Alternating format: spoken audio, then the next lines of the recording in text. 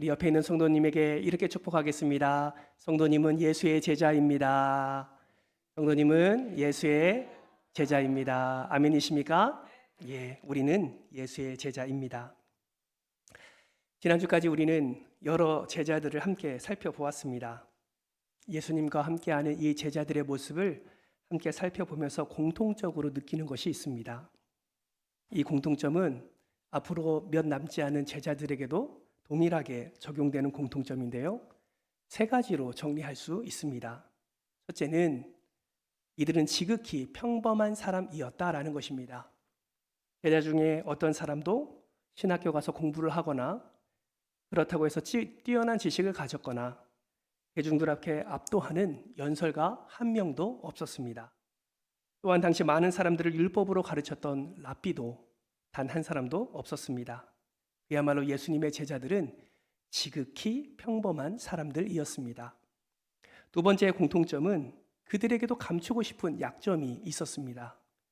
대표적인 약점이 무엇이었습니까? 마태복음 26장 56절을 보면 이에 제자들이 다 예수를 버리고 도망하니라 라고 말씀하고 있습니다. 그들은 예수를 배신했고 그 배신이 그들에게 가장 큰 약점이었습니다. 이 약점이 있음에도 불구하고 예수님은 다시 제자들을 찾으셔서 그들을 선택하시고 부르시지요. 그리고 예수님의 제자의 사명을 감당하도록 하셨습니다. 마지막 세 번째 공통점은 아무리 예수님의 제자라고 해서 하더라도 믿음의 성장이 빠른 것이 아니다라는 것이죠. 누가복음 24장 25절 말씀에 보면 엠마오로 가는 두 제자를 우리는 만날 수 있습니다. 예수님이 그 제자들과 함께 길을 걸으면서 이렇게 말씀하시죠. 같이 한번 읽어볼까요? 시작. 미련하고 선지자들이 말한 모든 것을 마음에 더디 믿는 자들이여. 여러분, 이 말씀을 통해서 우리는 무엇을 알 수 있습니까? 예수님의 제자들 또한 믿음의 성장이 빠르지 않다는 것, 그리고 그 믿음의 성장이 더딘 사람이다라는 것을 우리는 알 수가 있습니다. 사랑하는 성도 여러분, 그렇다면 예수님은 이렇게 양점이 있는 자들을 왜 다시 부르시고 그들에게 제자의 사명을 감당하게 하셨을까요? 그 이유를 고린도전서 1장 29절 말씀은 이렇게 말씀합니다. 이 또한 같이 한번 읽어볼까요? 화면을 보면서 같이 읽습니다. 시작. 이는 아무 육체도 하나님 앞에서 자랑하지 못하게 하려 하심이라. 아멘. 아무 육체도 하나님 앞에서 자랑하지 못하도록, 다시 말하면 하나님의 은혜가 아니고서는 그 자리에 설 수 없다는 것을 그들에게 보여주시려고 그들을 선택하시고 부르신 것입니다. 사랑하는 성도 여러분, 우리도 마찬가지죠. 앞서 우리는 함께 성도님은 예수님의 제자입니다 라고 인사를 했습니다. 우리를 부르신 이유, 우리도 약점이 많고 연약함이 많은데 우리를 부르시고 우리를 선택하시고 우리에게 구원의 은혜를 허락해 주신 이유가 무엇일까요? 하나님이 우리를 통해서 더 큰 은혜를 부어주시고 그 은혜를 통해서 하나님의 놀라운 역사를 나타내라고 우리를 부르신 줄 믿습니다. 아멘이십니까? 그러므로 우리는 우리의 약함을 바라보는 것이 아니라 하나님의 강함을 우리는 바라봐야 됩니다.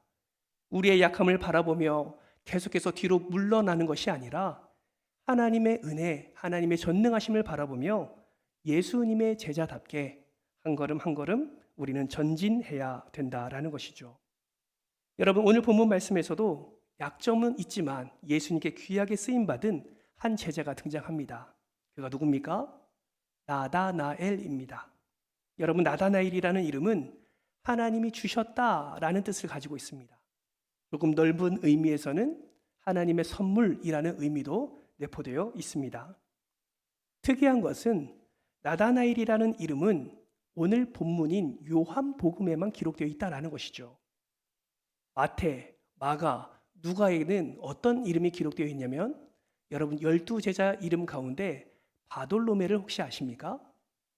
마태, 마가, 누가에는 바돌로메라는 이름으로 기록되어 있지만 요한복음에는 나다나엘이라는 이름으로 기록되어 있다는 것이죠. 여러분, 마태복음 10장 2절과 3절 말씀을 화면을 통해서 한번 보실까요? 자세히 보시면 이 말씀의 특징을 발견할 수 있습니다. 무엇을 발견할 수 있습니까? 2명씩 짝지어서 소개되고 있음을 발견할 수 있어요. 콤마를 보세요. 2명씩 짝지어서 콤마를 지켜 있죠. 베드로라 하는 시몬과 안드레가 같이 소개되고 있고요. 야고보와 그의 형제 요한이 같이 소개되어 있습니다. 그렇다면 빌립과 누가 같이 소개되어 있나요? 바돌로메가 같이 소개되어 있고 도마와 세리 마테가 같이 소개되어 있다라는 것이죠. 여러분, 재미있는 것은 나다나엘이 등장하는 대목에는 바돌로메라는 이름이 나오지 않고 바돌로메라는 이름이 나오는 때는 나다나엘 이름이 나오지 않다라는 것입니다. 학자들은 빌립과 나다나엘, 빌립과 바돌로메 이렇게 함께 소개되어 있는 것을 보면서 이 두 사람은 같은 사람일 가능성이 매우 높다라는 것을 학자들은 말하고 있습니다. 특히 바돌로메라는 이름의 뜻을 알면 더욱 분명하게 그 의미를 찾을 수 있죠. 바돌로메, 히브리어 바는 누구누구의 아들이라는 뜻을 가지고 있습니다. 돌로메는 사람 이름이에요. 여러분, 그러면 바돌로메는 어떠한 뜻입니까? 돌로메의 아들이라는 뜻을 가지고 있다라는 것이죠. 따라서 학자들은 나다나엘이 본명이고 바돌로메는 나다나엘을 지칭하는 또 다른 별칭이다라고 그렇게 말을 하고 있는 것입니다. 그렇게 나다나엘과 바돌로메는 같은 인물로서 약점이 있는 분명한 약점을 가지고 있는 자였지만 예수 그리스도께 부름을 받게 되었고 예수 그리스도의 진정한 제자로 귀하게 쓰임 받게 되었다라는 것을 성경과 많은 문헌들이 말하고 있습니다. 그렇다면 여러분, 나다나엘은 어떠한 사람이었을까요? 먼저 나다나엘이 어떠한 사람인가를 함께 살펴보고 이 나다나엘을 통해서 우리에게 주시는 교훈이 무엇인지를 함께 살펴보려고 합니다. 나다나엘은 이런 사람이었습니다. 첫째, 그는 예수님에 대한 무엇을 가진 사람이라고요? 편견을 가진 사람이었습니다. 오늘 본문 45절 말씀 다시 한번 읽어볼까요? 45절입니다. 시작. 빌립이 나다나엘을 찾아 이르되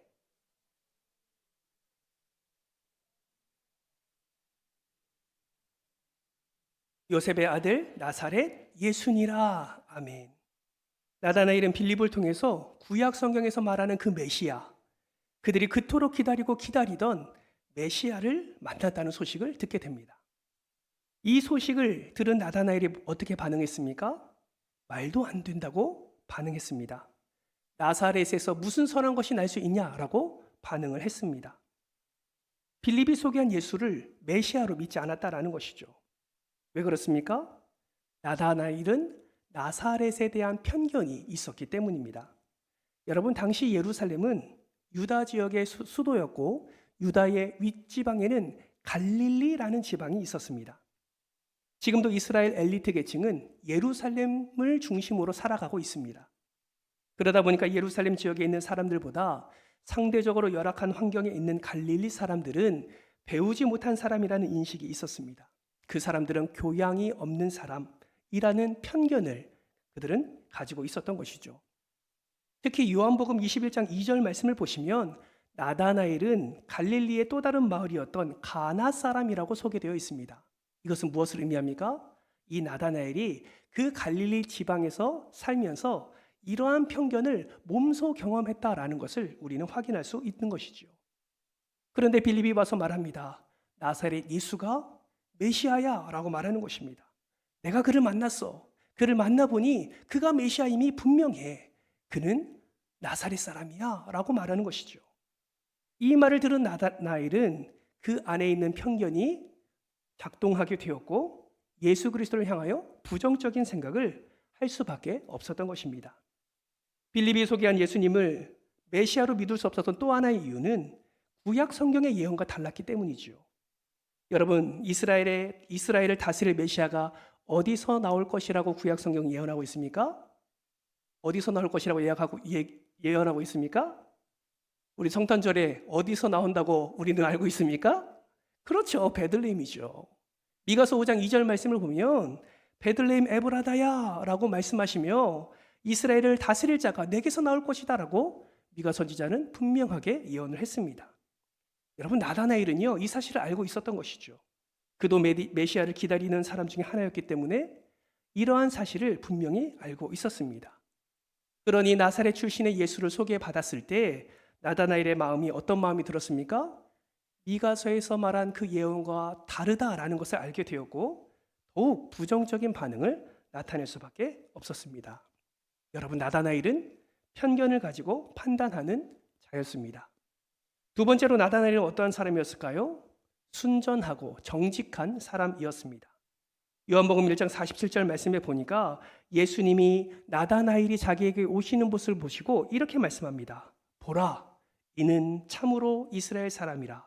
그 속에 무엇이 없도다? 간사한 것이 없도다 라고 말씀합니다. 예수님은 나다나엘을 만나자마자 그가 가지고 있는 편견을 책망하지 않습니다. 오히려 그에게 이렇게 말하는 것이죠. 너는 참 이스라엘 사람이야.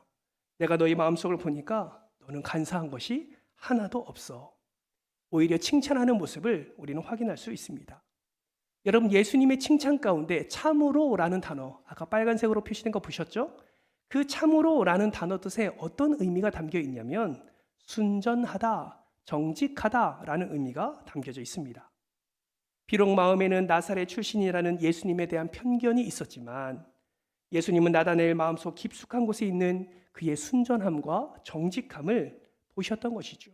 그리고 그를 향하여서 너는 참 순전한 사람이야, 정직한 사람이야 라고 말씀을 하셨던 것입니다. 마지막으로 세 번째 나다나엘은 어떤 사람이었을까요? 그는 말씀을 가까이 했던 묵상의 사람이었습니다. 오늘 보면 48절 말씀을 보니까 이렇게 말씀합니다. 우리 48절 말씀을 같이 한번 읽어볼까요? 시작.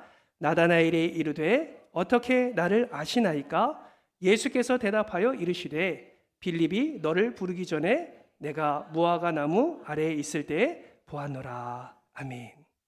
여러분, 48절에서 예수님은 나다나엘이 무화과 나무 아래에 있을 때 보았다라고 말씀을 하셨습니다. 여러분, 라피 문헌을 보면 그 당시 무화과 나무 그늘은 묵상과 기도의 장소를 나타내고 있습니다. 여러분, 화면을 보시면 그림이 하나 나오는데요. 제임스 티소라는 화가가 무화과 나무 그늘 아래 나다나엘이라는 제목의 그림을 그렸습니다.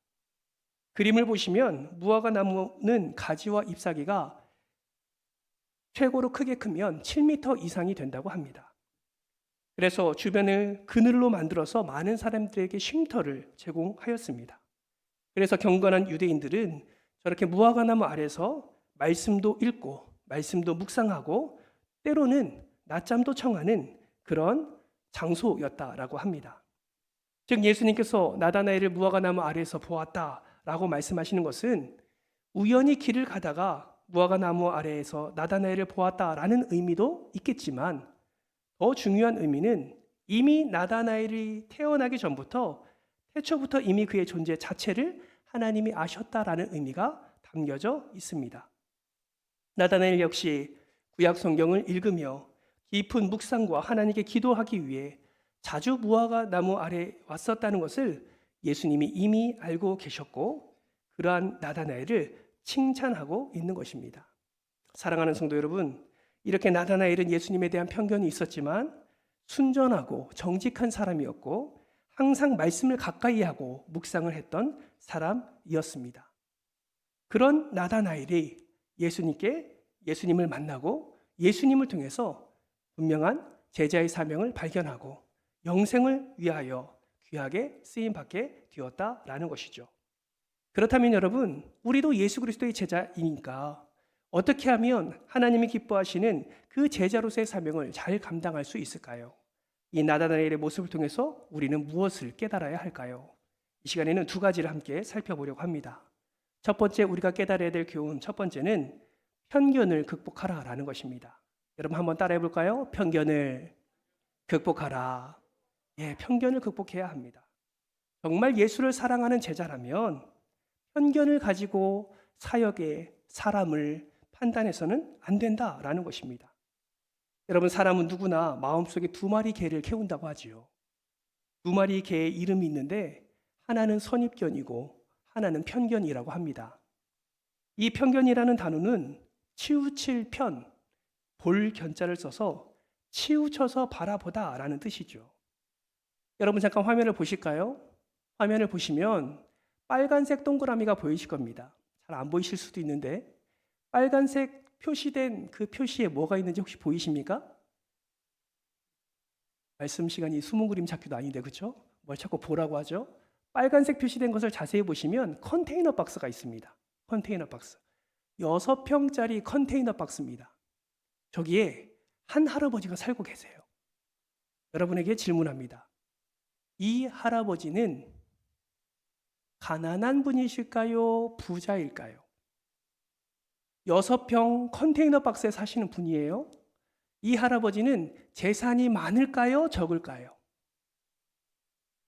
뭐라고요? 많아요? 6평짜리 컨테이너 박스에 사는데 재산이 많아요?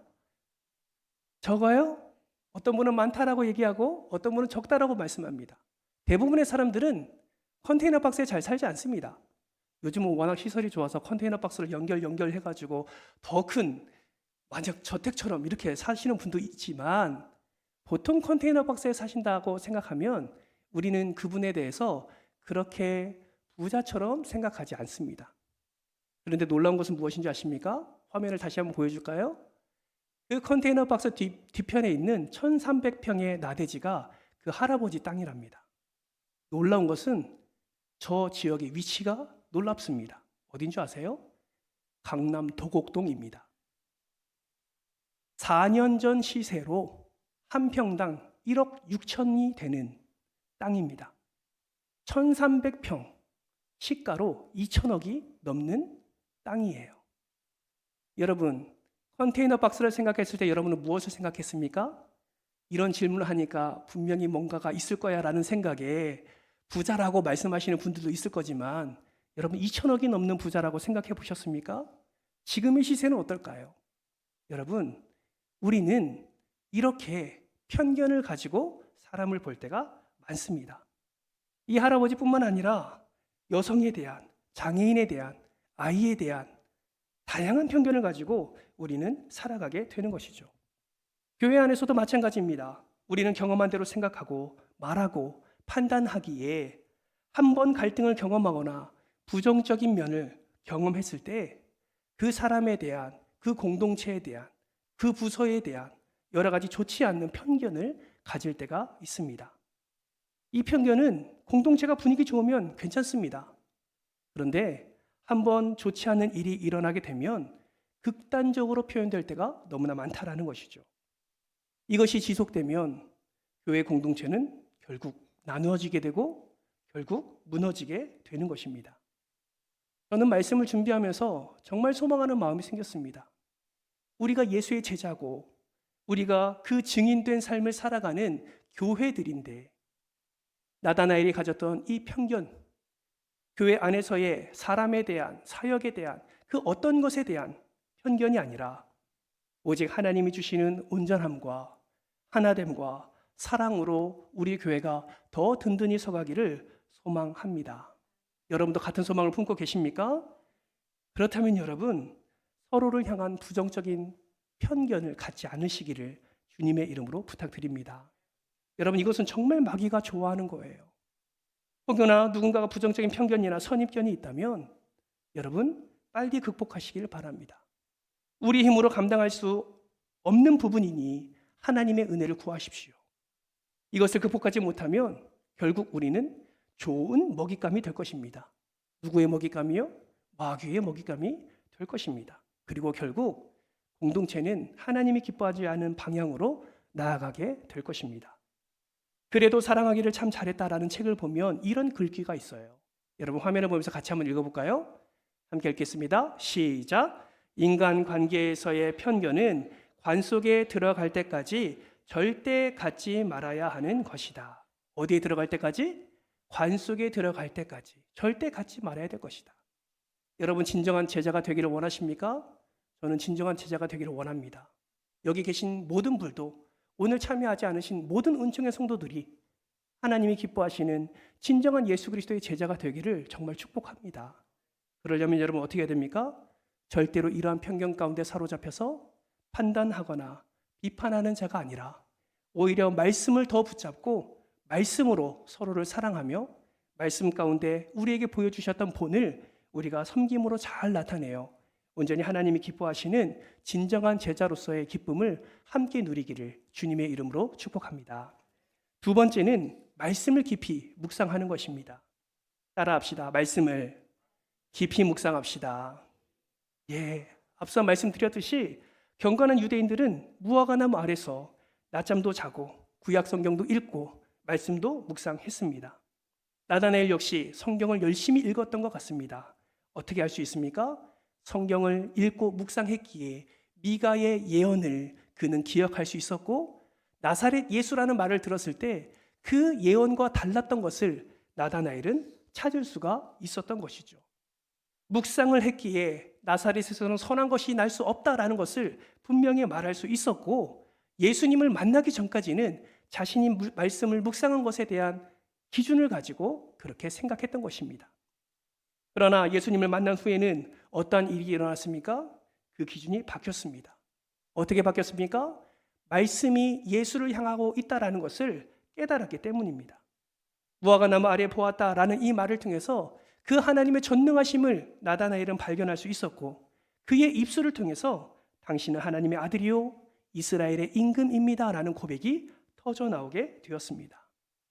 여러분, 그러한 메시아를 만난 나다나엘이 예수님을 만난 후에 어떠한 삶을 산 줄 아십니까? 전승에 따르면 나다나엘은 전도하다가 몽둥이로 너무 많이 맞아서 피부가 다 벗겨질 정도로 그러한 고통 가운데 죽었다라는 전승도 있고, 어떤 문헌을 보면 십자가에 거꾸로 못 박힌 채 순교를 당했다라는 문헌도 있고, 또 어떤 이들은 모래의 주머니에 담겨서 바다에 던져졌다라고 말하는 문헌도 있습니다. 어떻게 순교했는지 모르겠지만 정확한 것은 복음을 전하면서 끝까지 예수께서 맡기신 사명을 잘 감당하였다가 순교의 자리로 나아갔다라는 것이죠. 어떻게 그가 그렇게 순교할 수 있었습니까? 말씀이 육신이 되어 오신 예수 그리스도를 분명히 만났기 때문입니다. 말씀을 묵상했던 것이 무엇을 가리키고 있는지, 그 말씀이 누구를 말하고 있는지, 그 말씀이 어떻게 구원의 역사를 이루고 있는지 나다나엘은 분명히 깨달았기 때문에 그 순교의 자리로 담대히 걸어갈 수 있었던 것이죠. 여러분, 말씀은 힘이다라는 A.W. 토저 목사님의 책에는 이런 글이 적혀 있습니다. 같이 한번 읽어볼까요? 시작. 우리의 어떤 점이 잘못되었는지를 알 수 있는 유일한 방법은 자신을 하나님의 말씀에 비춰보는 것이다. 여러분, 성경이 하는 일이 무엇인지 아십니까? 우리를 영적으로 진찰합니다. 우리의 영혼의 맥을 짚어보고 우리의 영적인 건강 상태를 판단해서 알려줍니다.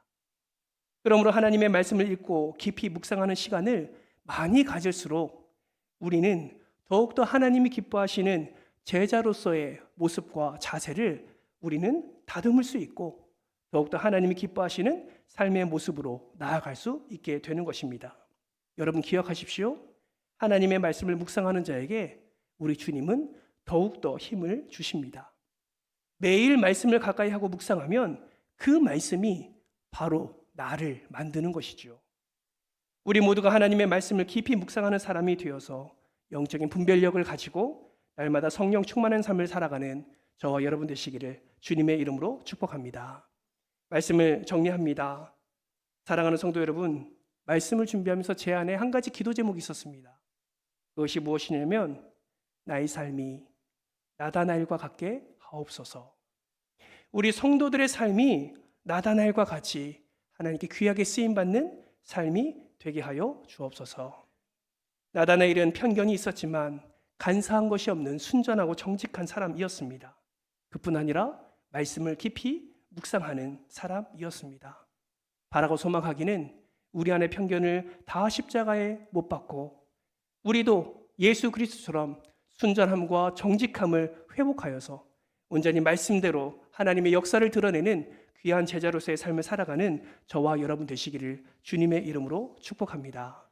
그러한 삶을 위하여서 우리가 노력하며 나아갈 때에 하나님께서는 나다나엘을 사용하셔서 그 귀한 역사를 나타내 주신 것처럼 저와 여러분이 이러한 교훈을 붙잡고 이러한 말씀을 붙잡고 끝까지 인내하며 내가 무엇으로 주의 은혜를 보답할까라는 마음으로 한 걸음 한 걸음 순종의 발걸음을 내디딜 때 우리 주님께서는 나다나엘처럼 우리를 사용하시고 우리를 통하여 하나님의 영광을 드러내게 하실 줄 믿습니다. 이 일에 진정한 제자로 예수 그리스도의 진정한 증인으로 귀하게 쓰임 받는 저와 여러분 되시기를 다시 한번 주님의 이름으로 축원합니다.